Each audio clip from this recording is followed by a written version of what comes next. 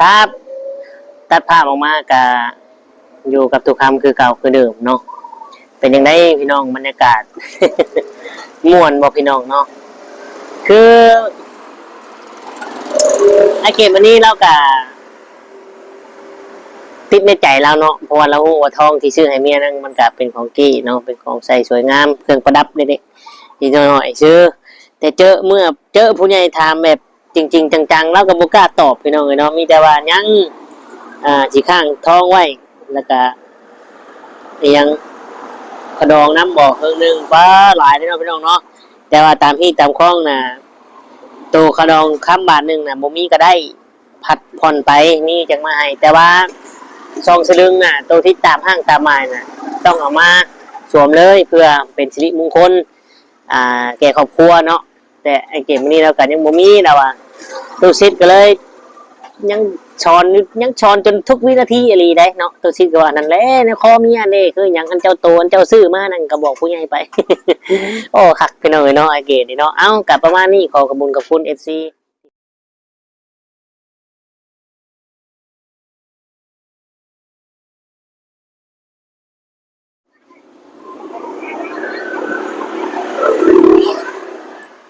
กับทักทายสบายดีเนาะและสวัสดี FC พ่อแม่พี่น้องหมู่เพื่อนเบิดทุกคนทุกท่านว่าจะอยู่ฝั่งไทยฝั่งลาวหรือต่างประเทศก็ยินดีต้อนรับเข้าสู่ช่อง YouTube ตู้คำปันสุขเด้อพี่น้องเนาะพี่น้องล่าสุดเนาะล่าสุดเห็นเด้อพี่น้องเนาะเห็นแล้วบรรยากาศงามๆเนาะพี่น้องเนาะ บรรยากาศเพิ่นไหวขดองหรือว่าสู่คอแต่งเลยพี่น้องเนาะและกาไอเกมวันนี้ไปโมเป็นเลยพี่น้องเนาะเจอผู้รับผู้ใหญ่เพิ่นคุยกันตกแตกแล้วเนาะก็ถือว่าบรรยากาศที่ดีงามเนาะและตุชิดก็เต็มที่แห้งดีเนาะตุชิดเต็มที่แห้งดีกับน้องมะนาวหวังซอยพยายามเต็มที่เนาะในทั้งเอาเงินของแม่เนาะแม่สอนไปวางไว้ในคันให้เลยพี่น้อง20 ล้านเนาะทำขวัญให้เลยเอาก็ดีใจเนาะพี่น้องเนาะมีแต่ว่ายังอีกข้อหนึ่งที่ตุชิตจะทำสำเร็จบ่เนาะก็คือเปลี่ยนแปลงนิสัยน้องมะนาวเปลี่ยนแปลงความขี้ข้านหรือว่าความบ่อยากดุบ่อยากมันได้บ่เนาะเปลี่ยนแปลงให้ดุให้มันให้เฮ็ดให้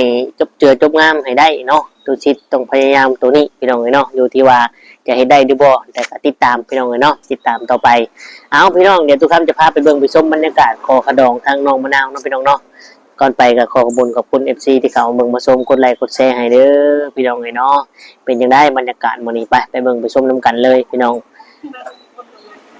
ตาพี่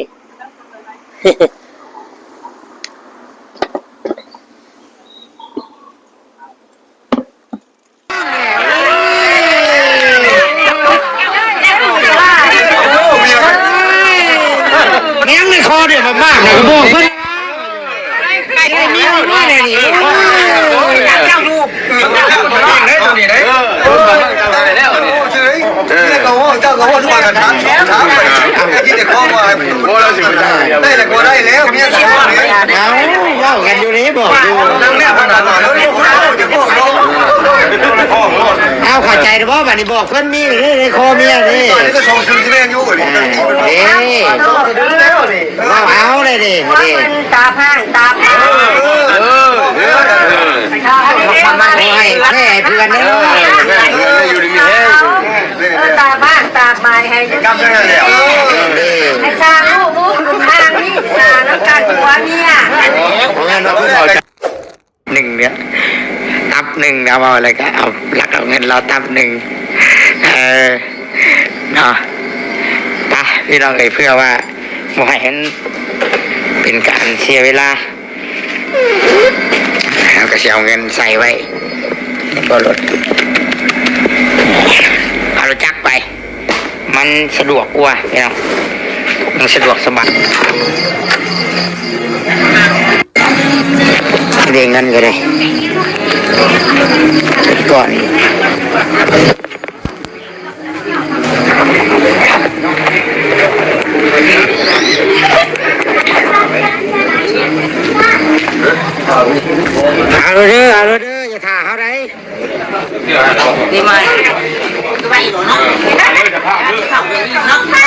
ขออภัยน้ำเวลา ขึ้นมา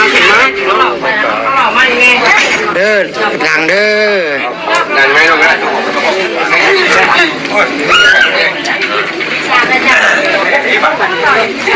ครับ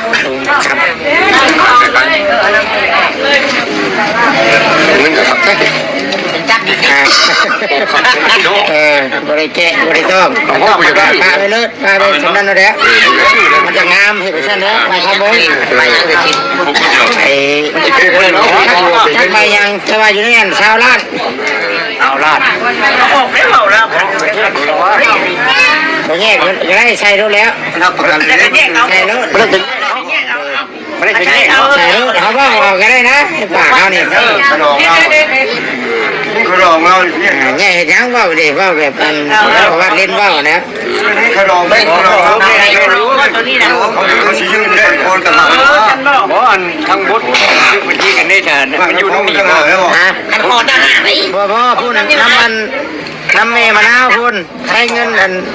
เงินที่ให้เพิ่นนะตั้งหากอันนี้เงินกระร้องอันนี้บอกว่า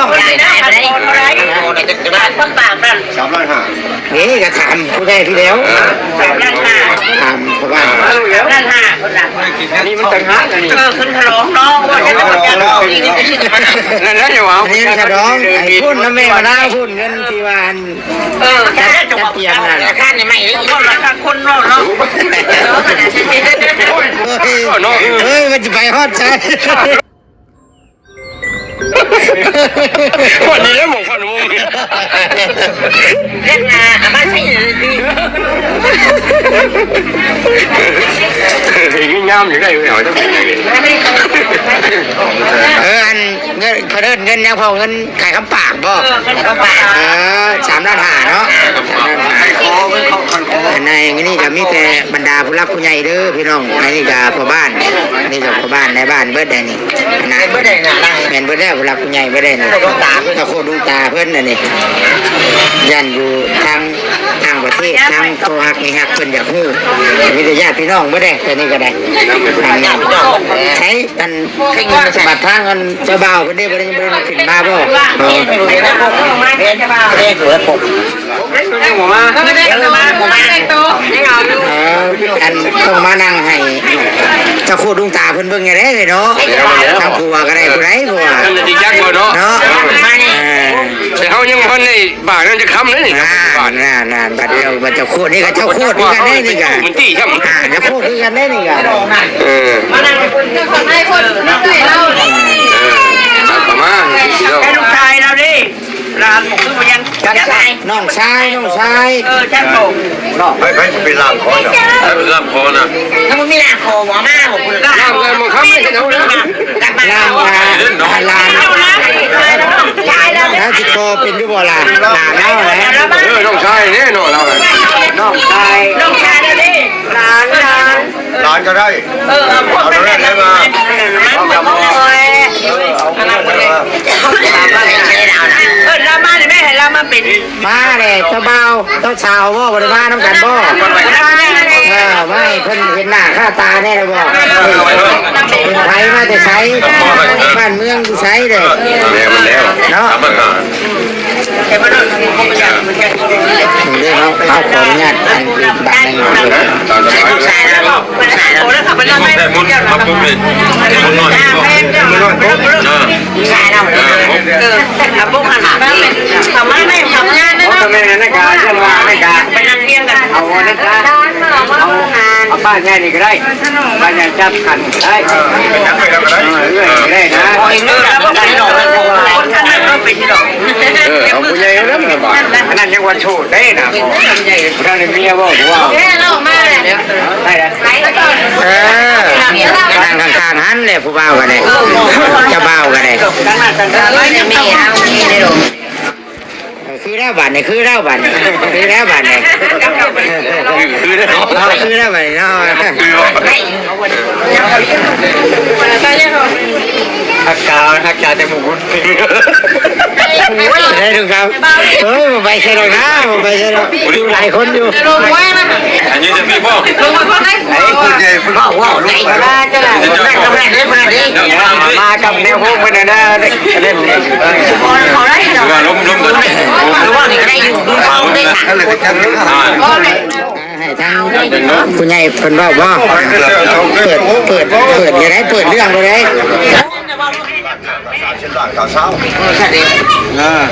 บาทยังงูสองตัวเขาว่าตะกี้นั่นเขาว่ากัน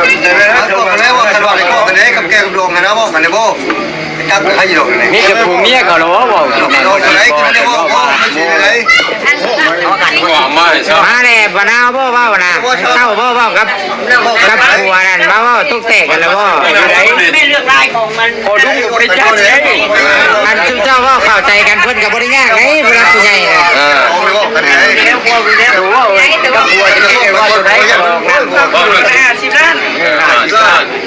เขาบอกตัวเท่าว่ากันได้ช่วยบอกกันเมื่อ50ล้านก็ทำ1 บาททำ1 บาทครับเขาจะบ่ทำ1 บาท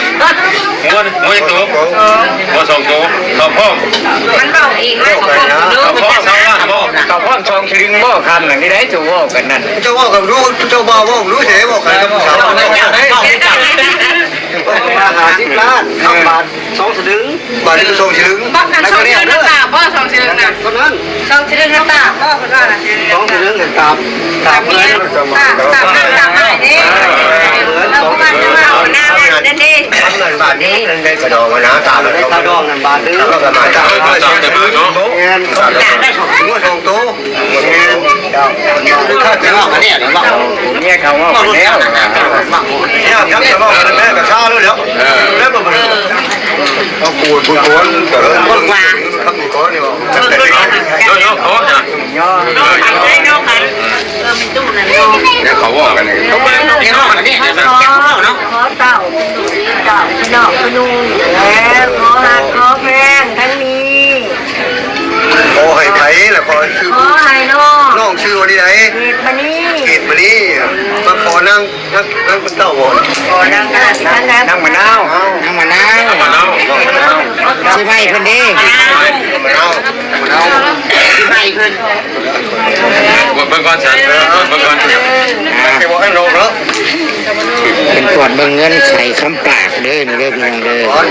อนี่กองเป็นเดินใส่คำปากให้พระผู้ใหญ่ให้เฒ่าแก่ในโฮมเป็นสักขีพยานได้เงินก่อนนี่ได้พี่น้องไปหันไปนี่เลยตามเขาได้หลักอักษรลายเซ็นเอกสารนั่นนี่หลายอันหลายอย่างมาแล้วพี่น้องเนาะเฮ้ยผมเฮ้ยนะเฮ้ยชื่อเลยเฮ้ยทำไมเฮ้ยนะมันแล้วบอกนี่คือว่าแล้วบ้านนี้แล้วคือว่าแล้วนี่เลยแม่นมือมันนี่จะผูกแขนเลยพี่น้องเนาะยอมไหมไปเช่าละผูกแขนเลยเราแดงไว้ไม่ได้ลอยเช่าว่ามันยากว่าบ้านขอสนั่งอยู่แล้วสนั่งกับข้าวอยู่ละให้เท่านั้นให้ข้าววันนี้วันนี้เนาะ3 ข้อต่างข้อแบ่งแล้วมีพออีแม่อยู่แล้วอันนี้เนาะจะลาไม่เนาะขันมาขอลูกขอเมียกับต้องจะขาดว่าจะลิ้นเลยเพียงยิงไปถาดทรายเรียกใครภาษาชาติไทยแต่ว่าแรกกับชิมโห่ลายเนาะขันว่าอะไรกันอันนี้กับนั่งนะชิมโห่ตามประวัติที่เราลูกมาเนาะท่านกับท่านมีลูกมีเมียกับเขาบอกกันเลยเนาะคือว่ามาขอโซยูสังแล้วขอเมียมาเลยท่านว่าท่านก็คือว่าตามที่ตามคล้องเนาะกระดองนี่ก็ชิมโห่ผมแล้วรถ50 ล้านแล้วก็คำนั้นบาทนึง2 ถึงนั่นก็ว่าเป็นตามพันแต่มาเป็นรอบกันแล้วเนาะอันนี้ก็เข้าใจเลยว่าละ2 ตัวกินตัวนึงค่าตัวนึงมาแล้วเนาะอันนี้ก็เข้าใจเลยว่าละ2 ตัวกินตัวนึงค่าตัวนึงเข้าใจบ่นั่นแหละกันว่าแล้วก็เขาพ่อมี20 ล้านเนาะมาพบแล้ว20 ล้านแล้วทันวันนี่คำหนึ่งกามา1 บาทนึงจาก2 สลึงจากไม้ทำไม้ทาง3แต่ห่างเอาคำนี่แต่เฉพาะคนนี้พ่อคำนะพ่อคนนี้พ่อคือว่าเรียกขาดไว้ที่ขาดไว้กับตัวท่าหันแล้วนอกหันองค์นี้แล้วมีบอกคำนี้ตัวตาได้ไว้ตัว2 สลึงเนี่ยตัวตาเนี่ยตัวตาก็มันท่านนี่แล้วตาได้แต่เงิน20 ล้าน20 ล้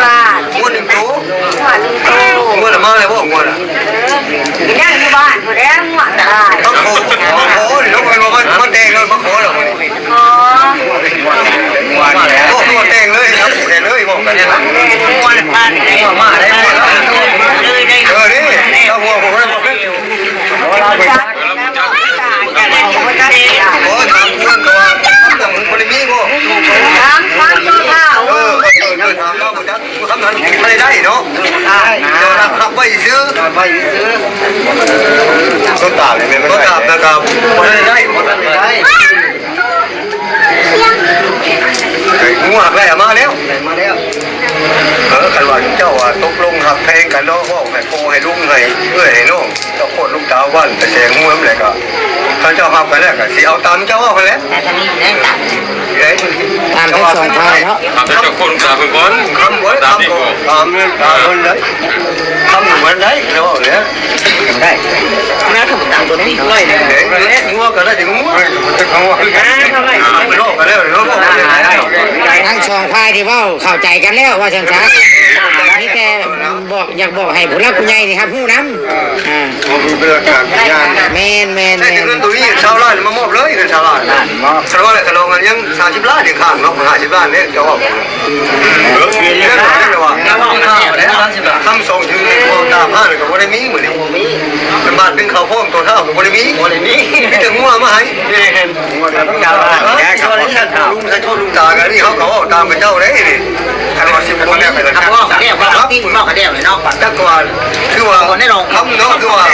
นี่คนพูดเก่งบ่หรือจะมาโม่หรือว่าจะมาโม่มันนี่เป็นมือเก่งแล้วคนมือเก่งยังไม่ได้ถึงเงิน20 ล้านนี่ คำนี้นั่นเขาเบิดบ่คำนี้ ผมมีแล้ว โอ้ก็หมายว่าพวกท่านมีตัวนี้หักเขาเบิดบ่บ่ได้ข้างไว้เนาะ มันขึ้นมาหาได้ มาหาได้เขาเบิดเขาท่านจะแม่พอลุงช่วยได้คือว่าเราคือเราบอกแล้ว มันมีทำยังไงเนาะ คือเราบอกเราจะได้ เราจะไปซื้อมันก็ทำไปเนาะ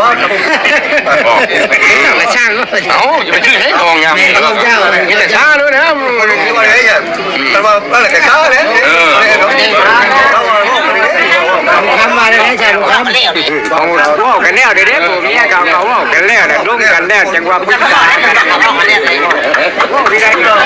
ป้าลุงก็เฮ็ดดีบ่ ดีเนี่ยเขาเรียกเขาเรียกเขาเรียกเลย ย่างยังเนาะ มันยากเอา อันนี้ไม่ฮักไม่แพงกันนะ แค่กันแล้วเอากันที่ต่างหากแล้วแต่ยากกว่าได้บอกกันเท่าไรเท่านี้อยู่ได้นะ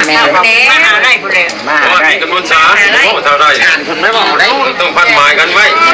ที่หน้าเขาว่าที่ไหนเออ ทางจากได้ เต็งเลยตัวพันมาไม่ได้เลย ว่าตัวนึงคำไม่ต้อง เอาเต็งมาแล้วเดี๋ยว ทำสองสลึงนะบ่ มันยืนคำนะมันไม่ใช่ว่ามีเพื่อนกับว่ากันต้องมีรถมาจากนั้น อันทำสองสลึงนะบ่อันตากนะบ่ ต้องข้าวไม่เนี่ย เรียกว่าขั้นตัวบาทต้นไม้ว่า เป็นบาให้ ตรงนึงมันตัวตามตัว กำหนดบาท เอาละทำนี่เขาเบิดเองเขาเบิดเขาไม่ข้ามมือนึงเลย เจ้าขาดกัน ข้ามเงิน30 ล้านกับข้ามบาทนึงข้างเนี่ย เจ้า เจ้าบ่เข้าใจบ่จักบ่เข้าใจคำถาม คำกล่าวคาดไม่เนาะ ถามว่าบ่เข้าใจก็บอกเพิ่นไม่ว่าข้างไว้ข้างไว้ ข้ามไปเลยบางคนอยากได้ตัวไม่ขอเงินได้บ่ได้ก็ว่าให้มันขอพูดบันทึกนี้เพื่อว่ายังเพื่อว่าเขาระวังหม้อคนเช้าตั้งหม้อนี่ก็ตัวเองเนี่ยบาทนี่ลูกเรือน2 เดือนโอ้ยแล้วมันก็เบ้ของชาวบ้านว่า ก็บอกเดี๋ยวชี้ไม่นานก็บอกรถเนาะไม่นานก็บอกรถ ยังขาดเลย ถ้าเรื่องของพ่อมือเลยหรอมันต้องมีผมนี่คือว่ามันหลุด เข้าหาได้อีก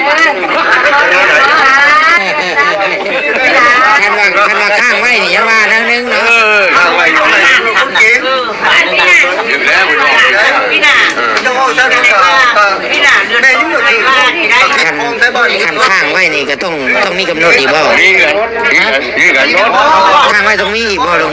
เข้าแล้ว นั่นแหละครับแต่เป็นเรียกว่าแห่งนี้กำหนดนี่เป็นนั่นแหละนั่นเหรอ มาเขาเพิ่งทำมีแล้วเขาฆ่าเนี่ยเขาฆ่าแม่เขาฆ่าเนี่ยเจ้าบ้านก็ได้สิมันมีทันที อันนี้เพิ่นบอกเลยดิ วันนั้น แต่ว่าแบบเพิ่นบอกนี่วันใหญ่เพิ่นบอกอยู่นี่ ตัวตามต้องให้ตัวตาม ได้นี่ให้ดูดิให้พี่ก็รถกำหนดตรงเนื้อ3 เดือน ต้องเรื่องกับกบ้า ปีหนึงบ่หรือ2 ปีก็บอกเพิ่นไปหามาให้ ปี2 ปี2 ปี2 ปีตาดนะ ตัวตามนั่น ย่ำไหนตัวนั้นนึงนะ อันนั้นก็คาดข้างไว้ก็บอกเพิ่นแน่กันว่านั่นเพราะแม่มันยากแท้เพิ่นบอกอยู่นี้ตัวมันง่ายนะก็ข้างไว้เพิ่นบอกเพิ่นแน่บอกนะลูกครับเข้าใจเหรอไม่ทำไม่ได้นี่เด็กสองสลึงนะไปหามาเลยคือไอ้เมีย แล้วว่าเพื่อว่ายังเราอยากให้มันได้ก็บอกตรงนี้เนาะ พังคุณว่าดูนะ ตัวทรงซึ่งเทวพัฒน์มาเก้ามีได้เดี๋ยวนี้พัดเดือนนึงหรือว่า2 เดือนแต่มันตาไปลูกเมียนี่ไปมันลูกมันงามแต่คนที่ขาวดีเมย์ตัวบ้านถึงอะไรข้างกันไม่สายอยู่ด้านเลยซะสายขึ้นไว้ให้เพื่อว่าวิทั้งนี้ก็ป้าบ่ห้างกับมันเสียจะไม่เสียเขาบอกว่าบ้านจะห้างมันก็เล็กน้อยกินอะไรกันเจ้าเอง พ่อผู้สาวนะพ่อนั่นพ่อให้เข้าโบได้ไหนก็พ่อกัน ผมว่าแนวไหนทำนะ เข้าใจอยู่ว่าเจ้าเข้าใจอยู่ว่าเพิ่นอธิบายฟังนะ เข้าใจ บ้านนึงกับเงิน30 ล้านน่ะข้างไว้คันบ่ป้าบ่ย่าบ่ห้างกันก็บ่ได้เสีย ท่านดูป้าเสีย ป้าน่ะเสียไร มันทำเอาป้ากับตัวเท้า ที่ผมรับตาที่ผมมีตั้งบ้านนึงแล้วข้าไม่จักให้คนมาจักไปนี่ คันโชว์ฉลึงเนี่ยเจ้าปีนึงบ่จะไปหามาตากให้เมียไปไทยเนี่ยหรือว่า5 เดือนสิเนาะ มาหาหลาย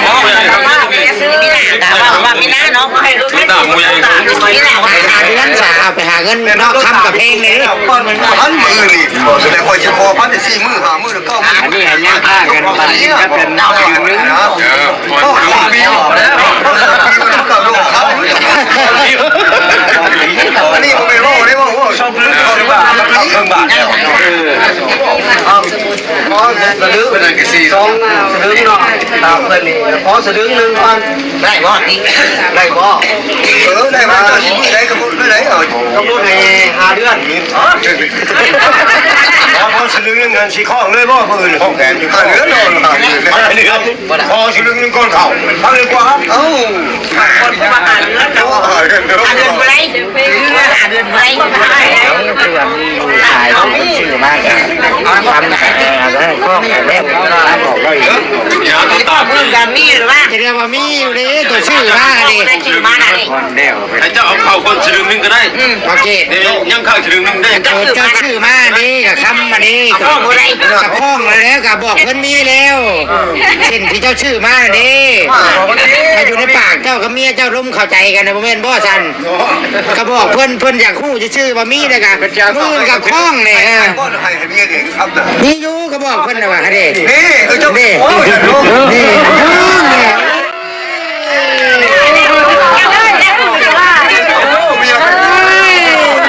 เงี้ยงในคอเดี๋ยวมากนะก็บอกเพื่อนนะว่าได้มีอยู่ด้วยเนี่ยนี่เจ้าลูก โอเคพี่น้องเนาะโอเคครับตัดภาพออกมากับอยู่กับทุกคำคือเก่าคือเดิมเนาะเป็นยังไงพี่น้องบรรยากาศ ม่วนบอกพี่น้องเนาะคือไอเกมวันนี้เรากับติดในใจเราเนาะเพราะว่าเราหัวทองที่ซื้อให้เมียนั่งมันก็เป็นของกี้เนาะเป็นของใส่สวยงามเครื่องประดับเด็กๆนิดหน่อยซื้อแต่เจอผู้ใหญ่ถามแบบจริงๆจังๆเราก็บ่กล้าตอบพี่น้องเนาะมีแต่ว่ายังสีข้างท้องไว้แล้วก็ยังกระดองน้ำบอกเครื่องนึงป้าหลายเลยเนาะพี่น้องเนาะแต่ว่าตามที่ตามคล้องน่ะตัวกระดองค้ำบาทนึงน่ะบ่มีก็ได้ผัดผ่อนไปนี่จังมาให้แต่ว่าซองสลึงน่ะตัวที่ตามห้างตามหมายน่ะต้องเอามาสวมเลยเพื่อเป็นสิริมงคลแก่ครอบครัวเนาะแต่ไอเกมนี้เราก็ยังบ่มีแล้วอ่ะตัวซิดก็เลยยังช้อนจนทุกวินาทีอะไรได้เนาะตัวซิดก็ว่านั่นแหละในคอมีอันนี้คืออย่างอันเจ้าโตนเจ้าซื้อมานั่นก็บอกผู้ใหญ่ไป โอ้คักไปหน่อยเนาะไอเกมนี่เนาะเอ้ากับประมาณนี้ขอขอบคุณกับคุณ FC ที่เขาเบิ่งมาชมกดไลค์กดแชร์ให้เนาะก็คือจะได้ขอตัวจบคลิปอำลาพระจากพ่อแม่พี่น้องไปขอบคุณกับคุณในไลน์พี่น้องเอ๋ยสำหรับคลิปนี้ก็คือจะได้กล่าวคำว่าสบายดีและสวัสดีครับ